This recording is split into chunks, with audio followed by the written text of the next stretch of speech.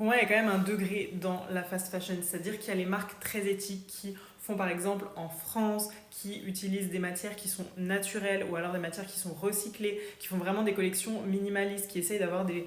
produits qui sont vraiment intemporels et qui durent dans le temps. Et après, il y a des marques comme Shein, Zara, Primark, etc. qui exploitent les humains, la planète et j'en passe. Mais dans mon challenge de No Fast Fashion Challenge, il y a aussi un entre-deux, je trouve, parce que je ne veux pas acheter même de seconde main des grosses marques de fast fashion, mais après, parfois, je vais me retrouver, ça a été déjà le cas, dans le besoin d'un produit spécifique, mais pas forcément de vouloir débourser non plus des milliers et des cents, comme par exemple ceci. Ça, c'est une combi de ski que j'ai trouvé pour ma fille. Je l'ai trouvé de seconde main au Secours Populaire. C'est une combi de la marque Decathlon. C'est une combi Quechua, clairement. Est-ce que je peux me dire, oui, mais du coup, comme j'ai fait cet achat et que j'ai dit que j'achetais plus de fast fashion de seconde main, c'est bof, parce que finalement, Decathlon, c'est pas non plus une marque qui est considérée comme éthique. C'est là que c'est très subjectif à chacun, et c'est pour ça que ce challenge, je trouve, c'est surtout pour réfléchir et pour tendre à pousser la réflexion à chaque achat, et pas forcément pour se dire, bon bah ça y est, j'ai acheté de la fast fashion, vraiment je suis nulle, j'ai pas réussi mon challenge, j'arrête et tout.